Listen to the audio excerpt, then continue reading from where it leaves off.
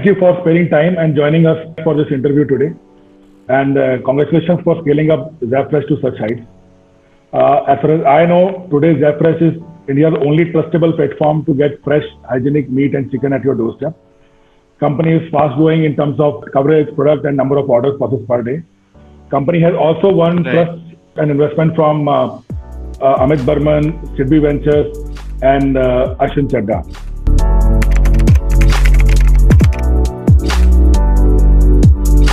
See, I mean, I'll tell you the conceptualization, how a disruptive idea comes in your mind and you get into it. It is not an overnight thing for sure. I come from a very humble background, and keeping that in mind, my long-term goal was to set up something of my own.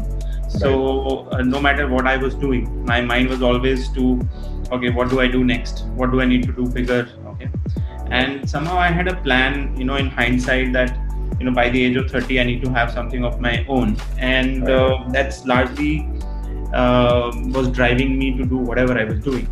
So if it leads to having something of my own in long term, that is something which was related to me. So even the jobs which I was pursuing, consciously looking at doing 3 jobs in a time, or consulting assignments, and doing a lot of things to really understand what it takes, and also what it doesn't take, So what you need to do and what you don't need to do actually happens by a lot of trial and error, in my mind, a little bit of support, from your friends, family. I think with me, it was not the case, because I was more like a, loner, trying to be myself, doing things in my own way, being stubborn about a certain thing, being very, very, focused. I think it took a lot of energy to, on a daily basis, I should say, that no social life, no friends, no relatives, nothing. It was always one single focus, that how to beat the madness, how to be the best in what I do, and what is that? What is the best which I can do? So I think raising benchmarks and having basically competing with yourself daily got me here, and not being able to really accept the status quo was a major driver, and no matter what you achieve, you need to still achieve in the next phase of your life. Unless you do that, then I think you are still at the same thing, you are static in your growth. So you have to have that constant improvement and constant growth as a trait, as a person imbibed in you. Then only you will be able to have that kind of principles in your work, So it's just mostly, I'll tell you frankly, it's to never be satisfied, and never be complacent about what I can do and what I can't do, So a lot of people do think that, okay, this I can do, that I can't do. I don't think that's the right thought process. The thought process is what you want to do. Absolutely. Stick to that vision, that what you want to do. I think asking yourself questions on an everyday basis will gradually get you to a place where you are doing what you want to do. So I think vision and clarity is at the foundation of whatever you are today. I think that is very well said. I think I'm absolutely in sync with you. And so I'll move back to but vision and clarity doesn't come easily. That's what I'm saying. You have to work to even get that vision. What happens is that people are working towards achieving short-term goals. For example, I want a car, I want a house, I want to go international trip, or I want to do this. What do I have to do that? Like, is I have to land up a certain job so that I can do that. Okay. So I think the thought process has to be changed. You have to think in a different way. You have to think of a problem in a different way. Ironing out your vision itself is a work. It's not that you have a vision You think this is the right thing to do, and then you start working. It will never work. Be open about the vision also. That it could change. So I think when you need to be clear, it doesn't mean that you don't need to try. Okay, a lot of people think that my focus is not this. My focus is this. So why am I trying out other things? Okay, I think focus, clarity. This is a little evolutionary in process. It takes a certain time, and only if you're open, you will be able to get to the clarity. Otherwise you will get stuck. In a certain way of things. So first of all, find a vision properly. The process of finding vision and clarity is in itself a process. So understand that first, rather than saying that, oh no, I know this is what I want to do. This is my heart says this. So keep your heart aside for a time being. Be very logical about, how do you clear your vision first of all. What is the process of structuring your vision, in life? So one fun thing for me was that I don't care about what I want to do. I want to try as much as possible. Okay, see what fits, and then once I know this is fitting, then I will further, get clarity in that fitment. Right. This was my style of doing it. Now, different people have different ways of doing it. Right. So basically, if I have to sum it up, so one is I think you need to start from somewhere. You need to have some kind of a roadmap for you.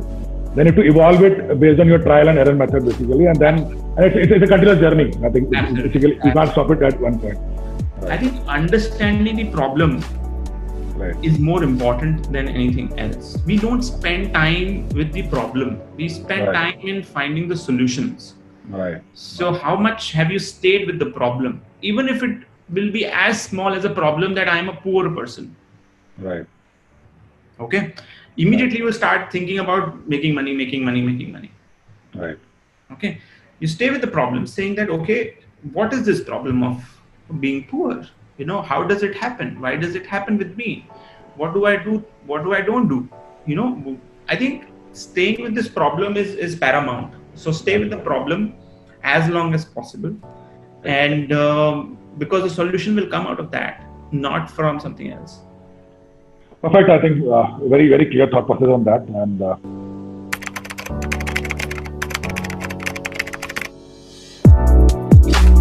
we are in NCR, we are in Chandigarh, Jaipur. We are largely north dominated. Okay. Right. And we are going to be soon in other cities as well.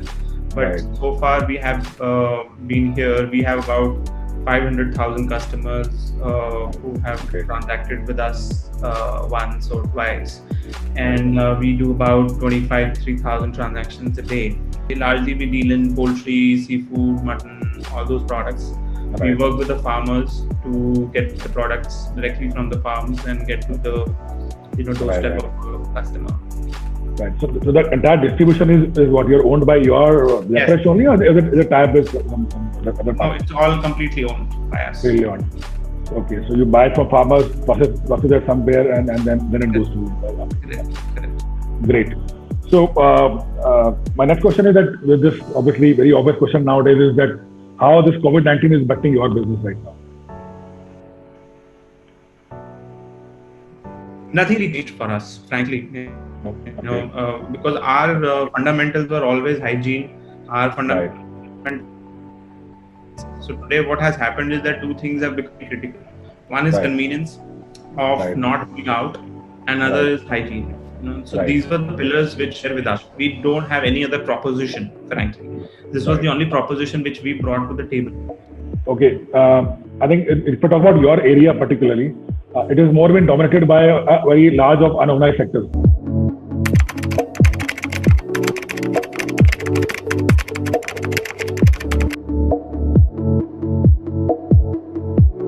Primarily, it is very loose. I think the regulatory compliance side is loose. I don't see it is up to the mark. I mean, not that we are of international practices, because India level there is nothing much where a lot of advancements in the category. So and authorities are not very cognizant of the category for sure. Okay, so I think you are two co-founders. If I know that you and Shruti, I believe. Right. So a very obvious question because I've seen working into an environment where there are more than one founder, right? It's not that easy. So number one, how do you address that challenges? And number two, how do you leverage each other's strengths? Okay, so actually it's bang on. It's not easy, and we've had a lot of frictions. We've had a lot of disagreements. I think those are a part and parcel of the game. What I think is more important in any partner, more than skill, more than anything else, is the trust factor. What happens, when companies grow, and other startups also I've seen, where people become less transparent to each other, and that is why I think they start having more serious issues. But disagreements on work front, I think that's a normal thing. See, you have to accept basically each other. It's about it's just like having any other partnership, even having a relationship. If you are even married, what do? You have basic expectations of each other, and you accept certain strengths and weaknesses of the other person. Right. And just try to constantly look at what you are doing and focusing on your work. And I think that's about it. But conflict management and partnership is something which is, I think, very, very common. And I think depends on how one person is able to do it. The way I look at handling it is focusing on my work and my work properly, and whatever is the distribution of work which you have with the partner. I think accountability and ownership on that area, if it is there, then one can easily achieve what they want to achieve. But I think majorly it gets falter into accountability and ownership largely. Right. Okay. If you were to summarize your journey of Zappfresh from the day you began and today you are.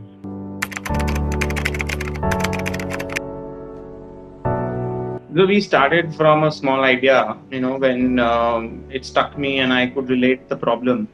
And then basically we were, we did research with the markets. We went to a lot of customers, understanding what are the challenges, So from an idea to doing a pilot from a small apartment, in a small apartment where we used to have a butcher who used to come.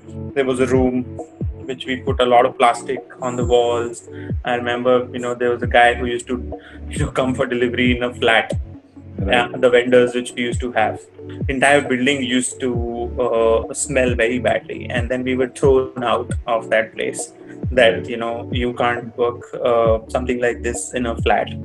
And then I think within about 3 to 4 months, we had to shift our base to a commercial place, and then even there we had faced a lot of challenges because a work like this, people are not very fond of having meat stores or meat cleaning sort of places. Even markets don't allow. So finding hunting places, eventually from there to finding initial customers, and even we have cut chicken ourselves. I've cleaned, I've packed myself, delivered it myself, talked to customers. I think I've done everything what an entrepreneur will have to do to build from idea to pilot to scale. And scaling up the business has been very interesting because over a period of time you've been able to understand how you can manage teams, how you can set up processes. Earlier which used to be more like a startup thing, you become a little more organized in their work, in the work side of it. So there's a lot of learnings, I would say, from a small company to a bigger company, one has to go through. And I think people management and getting the right team in place is the most important aspect of any business, which is what we have understood and learned. Right. Great. So I move to my other question.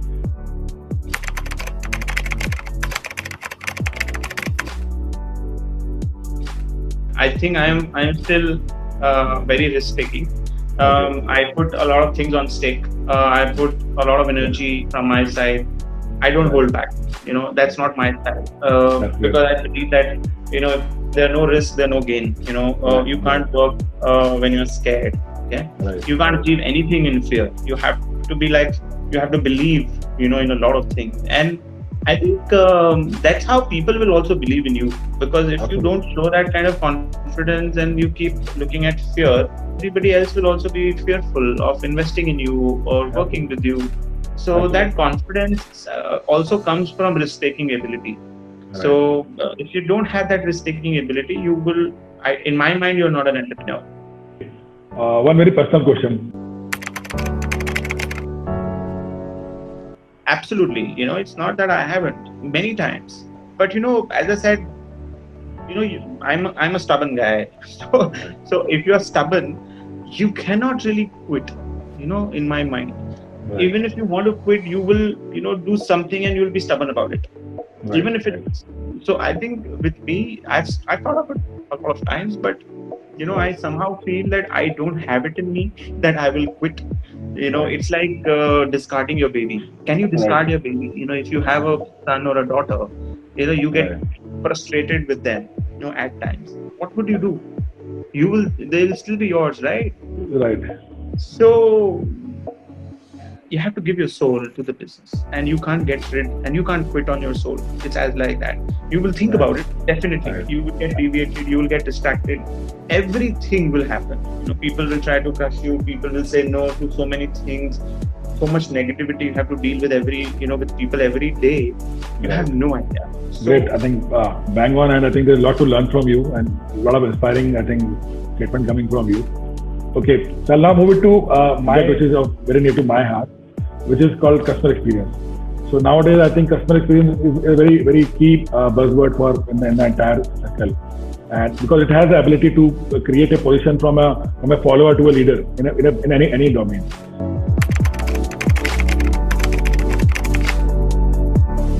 See, we keep it very simple. We look at a lot of things. See, customer feedback or customer loyalty, I think these days is important, but it's also a little complex. Because of so many different taste and preferences which people have. They're getting bored very easily. They don't stick to one particular brand. I think customers are becoming more smarter in terms of what they want rather than what somebody is giving them, And it's what I'm trying to say is that customer service and customer loyalty is extremely difficult in today's time. No matter what you do, no matter which extent you go to, if there is something which is going to be referred to him, or which he sees something and it looks attractive and the experience is good, they are going to try everything. First of all, the good part is that you will be given a chance. Right. Yeah. Right. How do you retain that chance into a regular business? Right. And then keep building the recall of the customer. So it's expensive. My point is that retaining a customer today for a brand is highly expensive, even if you're doing the right things. Absolutely. What we do is we are keeping ourselves very simple, that we want to give the best of the product. We want to be honest, towards what we are doing. Okay. Great. I think other important point and challenge which I have seen especially when the company are growing, like when you are like something like yours, which are into an expansion mode, and you are expanding your territories, your numbers, your people.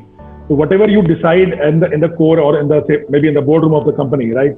And then you hire, and then there are layers. It got delegated to level 1, level 2, level 3, level 4. The customer experience generally basically the front level people. It could be your delivery. It could, in case it could be a delivery person. It could be somebody who's taking a call, or somebody is interacting on a chat or a mail.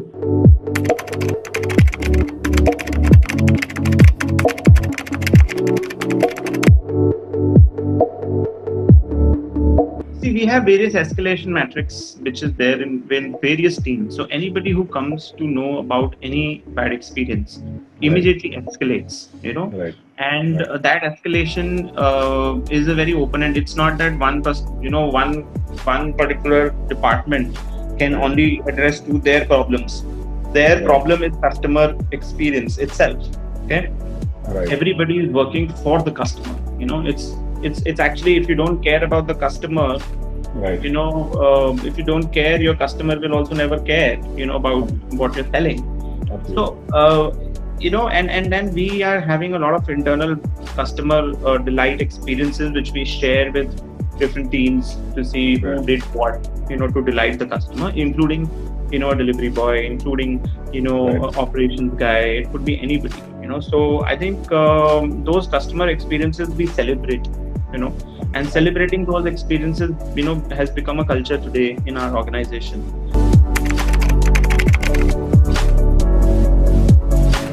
Frankly, we are looking to be profitable, specifically in the COVID times.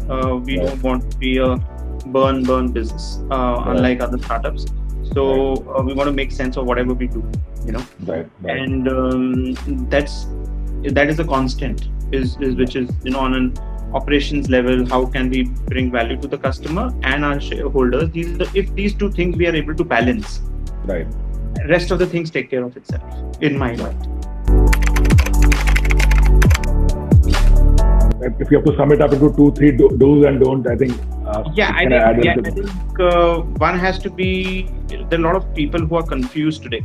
That what do they do, what do they don't do, etc. I'm saying that stay with that confusion. Don't get frustrated with the confusion. A lot of people get frustrated that I'm so confused, I can't do anything. There is nothing wrong with confusion, because I think confusion is the first step which will lead you to clarity. So it's all about that. Are you confused about the right things, or are you confused about the wrong things? Okay? If you're confused about, do I become a marketing manager or do I become an operations manager, and you're just thinking about this, I don't think this is the right way to do it. I think the confusion needs to be lived. Live the marketing manager life, live the operation manager life, and then get clarity, right? So bring clarity in your life by asking right questions and then following through on those questions in a very, very practical and experiential way. If we are able to do these two things, I think a lot of our problems will go away. So whatever you believe in, whatever you think, and you believe that you found the clarity in that part, immediately try to execute, or try to live that part. Don't delay, don't procrastinate. I think start now, start today. Don't think much. Go fail. It's okay. There's no problem. Great. So here we are at our last question, which is very near to me. So when you first time heard the name of my book, what comes in your mind? A very apt name. I think you've been able to sum up with these 3 keywords bang on. I'm very curious to know what all it will have, but I think I can relate with these jargons, and I was intrigued. I think I would say I was intrigued for sure. I was intrigued to open the book. I was intrigued to read at least one chapter to see what it is all about. How are you looking at it? That's about it. And what's your definition of Junoon Jarurat Jugaad in your terminology? Just nothing. There's nothing right or wrong. I think these are the mantras for me in Indian context. I don't think there is any other way to be able to achieve success in Indian business ecosystem without these 3 things. So this is more like water, blood, and bones, according to me. This is good analogy for me to put into that. Great.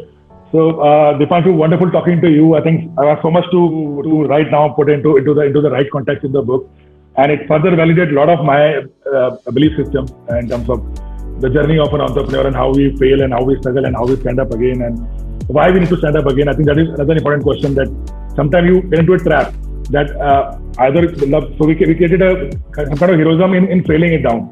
So idea is not to become hero by failing. Idea is to become hero by failing and rising and then finding a solution. Absolutely. Failure is okay. Failure is no problem. It's just that are you learning from that failure or not? If you're learning from that failure, it's fine. Right. It is. That's how you will learn. So failure is a lesson, but how serious are you for the lesson? It is only about that, nothing else. Are you serious about the lesson, or are you more serious about the result? If you're more serious about the result, then you're never going to get it. Right. Be serious about the lesson. So thank you, Deepanshu. Thank you for your wonderful insight, your time, and all the best to Zappfresh, you and Shruti. And let's see that I want to see Zappfresh across globe. Why on few cities? Sure. Thank you so much.